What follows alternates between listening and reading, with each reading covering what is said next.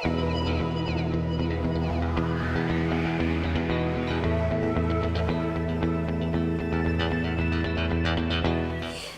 et surtout bienvenue sur la page surdouée de haveadictionlive.com.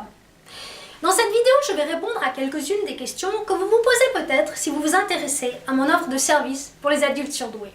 1. C'est quoi un surdoué? 2. Comment je fais pour savoir si je suis surdoué? 3. Quelles sont les difficultés que les surdoués adultes peuvent expérimenter? Et enfin 4. Qu'est-ce que moi, en tant que coach, j'aide les surdoués adultes à accomplir? Alors vous êtes prêts? C'est parti!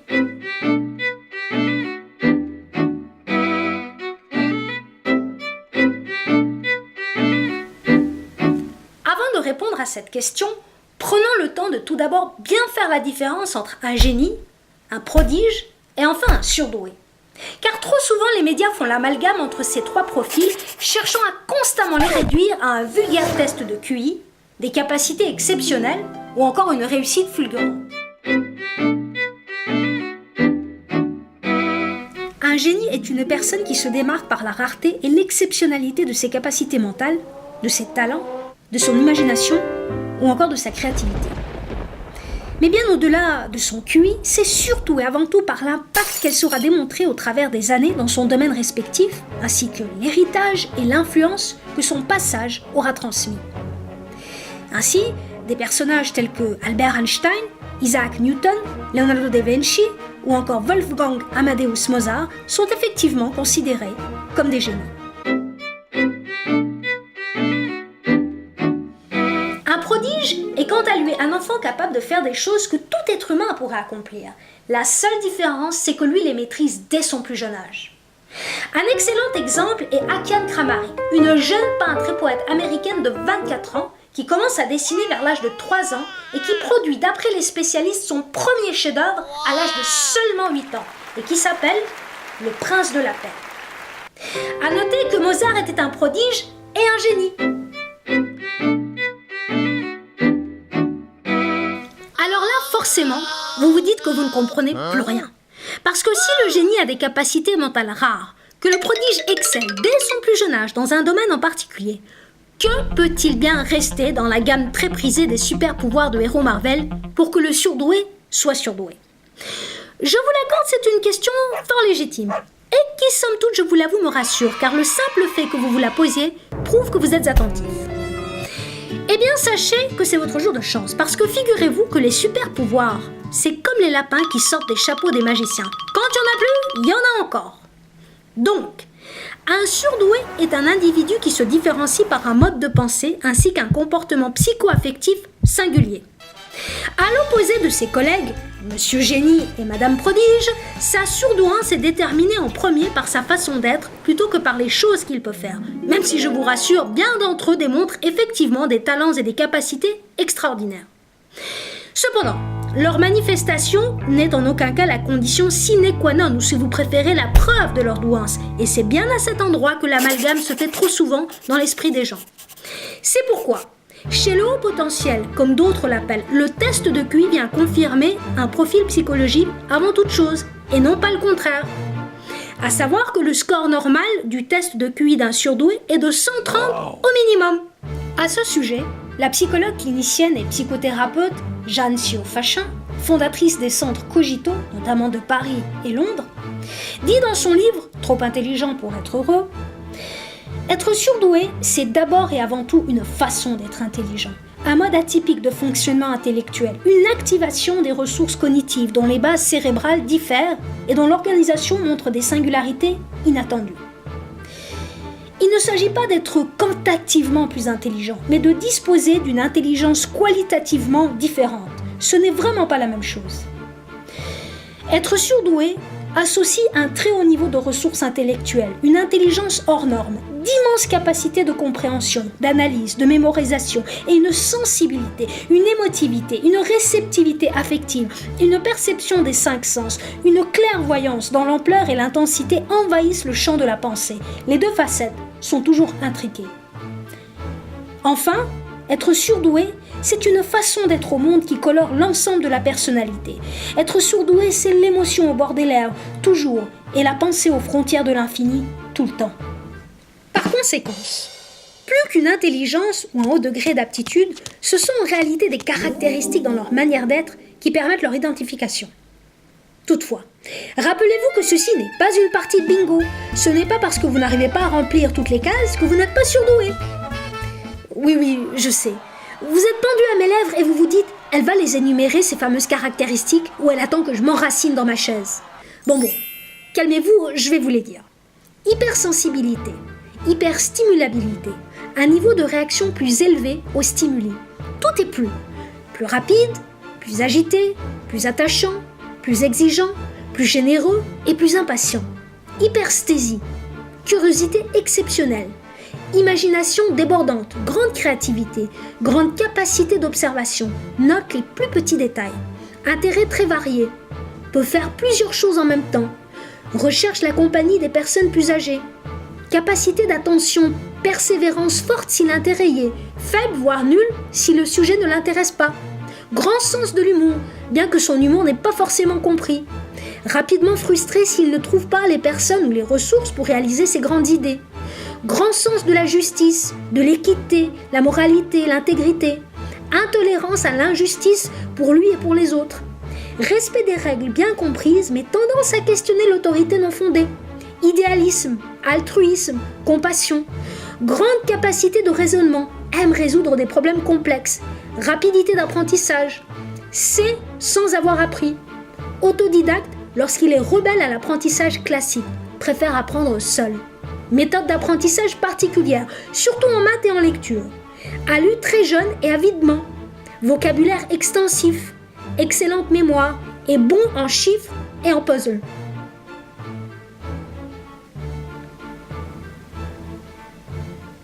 Fatalement, à ce niveau de l'histoire, c'est l'effusion de joie, pour ne pas dire l'explosion.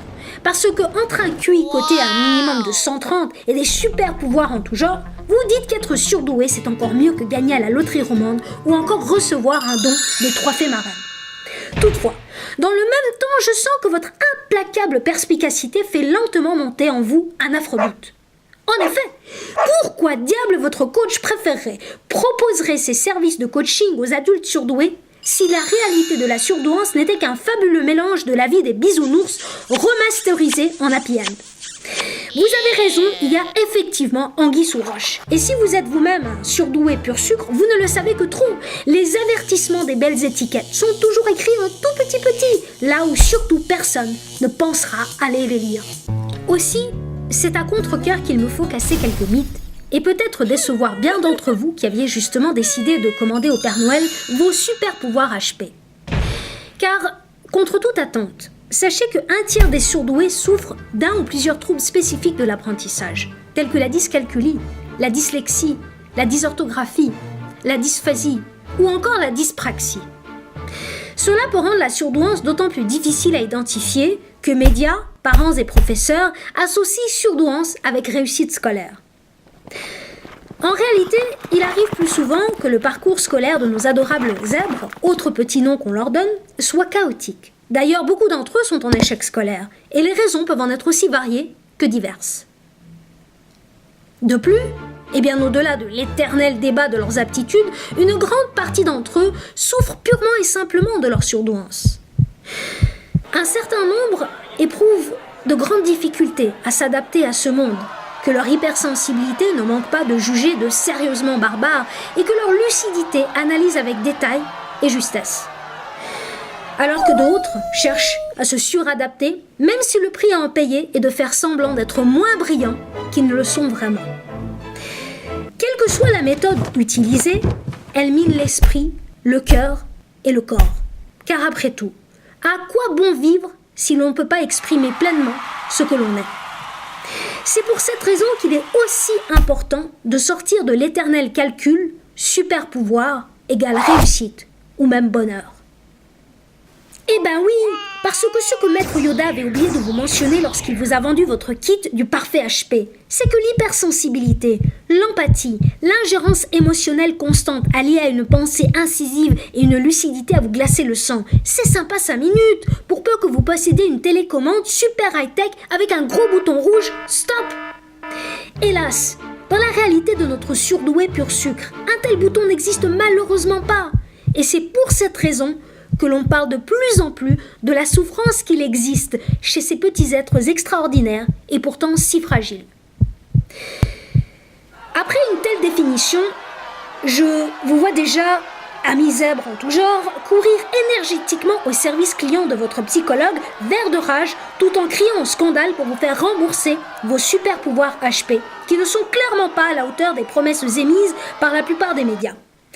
Et bien que cette première impulsion soit tout à fait raisonnable, je vous demande humblement d'accepter de me prêter l'oreille encore quelques secondes de plus afin de partager avec vous mon point de vue sur le sujet. Le surdoué est une force fragile. Il n'a en effet ni l'exceptionnalité du génie, ni le glamour du prodige. Ou du moins, pas de manière ostentatoirement garantie. Sa force réside dans le fait que sa lucidité et son sens de l'analyse lui permettent d'avoir un regard incisif, juste et précis sur le monde qui l'entoure, ce qui le rend particulièrement habile à interroger son environnement. Il souligne par son esprit vif les incongruences ou les injustices auxquelles la plupart des gens seraient indifférents. Puis dans le même temps, sa fragilité demeure dans son hypersensibilité, dans la façon avec laquelle il peut être profondément meurtri par ce que la plupart pourraient considérer une simple remarque. En outre, cet extraordinaire petit animal possède l'insolite capacité de ressentir la souffrance des autres avec autant de nuances et d'intensité que si elle était la sienne. Il la porte en lui comme un fardeau lorsqu'il ne sait ni quoi faire ni comment faire pour la soulager.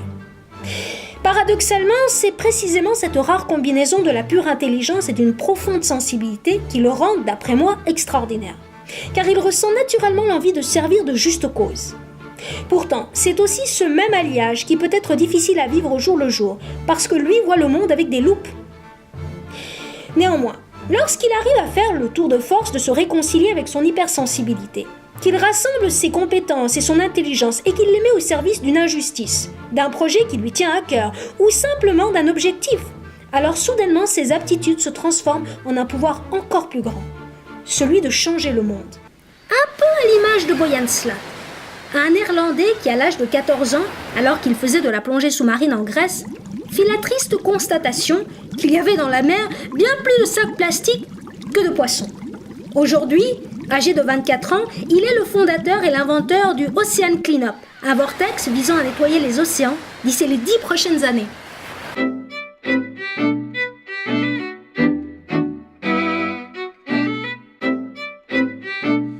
Alors en soi, la démarche est très simple. Vous trouvez un ou une psychologue. Je vous conseille quand même de vous trouver quelqu'un qui ait pas mal d'années d'expérience avec les adultes surdoués. Là, au fil des séances que vous allez établir avec cette personne, eh bien, elle sera à même d'observer et de déterminer si vous avez effectivement le profil psychologique d'un surdoué. Ensuite, elle va vous proposer de faire un test de QI et si vous atteignez 130 au minimum à ce test, vous êtes considéré comme une personne surdouée. Ça, c'est la version simple.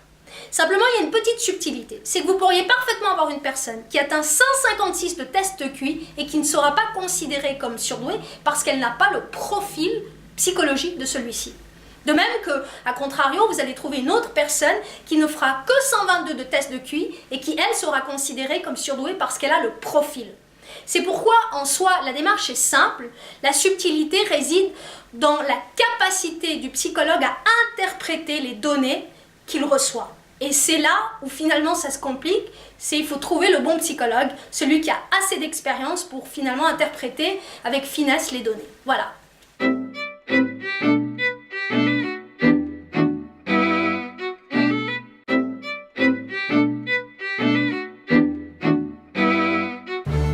Les difficultés que l'adulte HP peut expérimenter sont dans le fond des problèmes qui ne sont pas exclusifs à sa surdouance. Toutefois, leur singularité émane dans l'hypersensibilité de ces petites créatures qui inéluctablement créent une intensité dans la manière de vivre les choses qui peut émotionnellement et intellectuellement submerger avec une telle intensité qu'elles ont plus de risques de développer des stratégies limitantes pour se protéger du tsunami informationnel constant auquel elles sont la proie.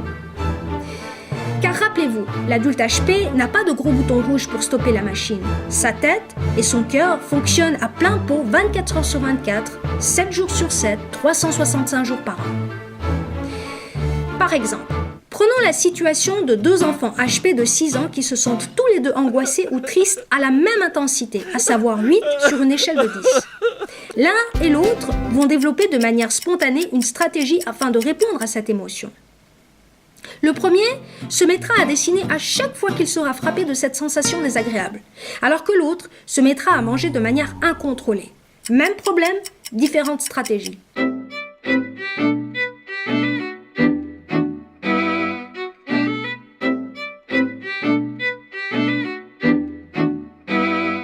Déficit de l'attention, hyperactivité, ingérence émotionnelle, déficit de l'apprentissage, ennui en classe, au travail, en société, voire même dans leur propre vie, difficulté à trouver leur voie sur le plan professionnel, perfectionnisme, syndrome de Cassandre, indécision, procrastination, paresse et manque d'intérêt, suradaptation, instabilité professionnelle voire personnelle, repli sur soi, solitude, voire même une volonté de se désocialiser, difficulté à créer ou à maintenir des relations amicales ou amoureuses, mauvaise résistance à la frustration, tristesse chronique voire même dépression, insomnie, rumination mentale, comportement à risque, impuissance acquise, manque de confiance en soi, manque d'estime de soi, syndrome de l'imposteur, difficulté ou incompréhension de communication, inhibition intellectuelle, complexe de l'albatros.